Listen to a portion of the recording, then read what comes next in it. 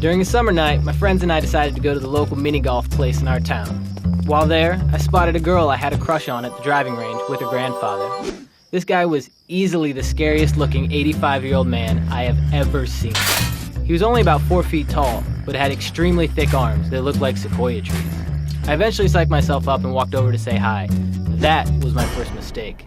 Almost immediately, her grandfather started drilling me with questions about literally anything. He called it his homemade IQ test that he gave to all potential suitors for his female family members. He tested how many push-ups I could do in 60 seconds. I had to list all the presidents in order, and he even asked me what my diet consisted of. In all categories, I failed miserably. At this point, I was profusely sweating, but still wanted to act cool in front of the girl.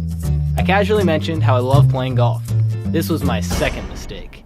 The grandfather responded, "Why don't you show me your swing, son?" At this point, I should have just run away, but I couldn't. I was frozen, sweat dripping down my face, my armpits completely drenched. I was a mess. I finally grabbed the club and lined up to hit the ball. I took a deep breath, swung with everything I could, and I watched the ball go flying. Success! Or what I thought was success. I realized I was no longer holding the club. Turns out it had slipped out of my sweaty hands and was currently mid-air, flying across the driving range.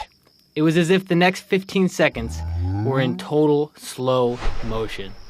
There was no way I could catch it, but I ran as fast as I could to try and defy the law of physics.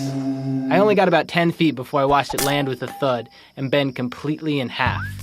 I handed it back to her grandpa and very pathetically said, "Thanks for letting me try out your club," and then walked away with my head down. That was the last time I spoke to that girl, and the last time I ever played golf.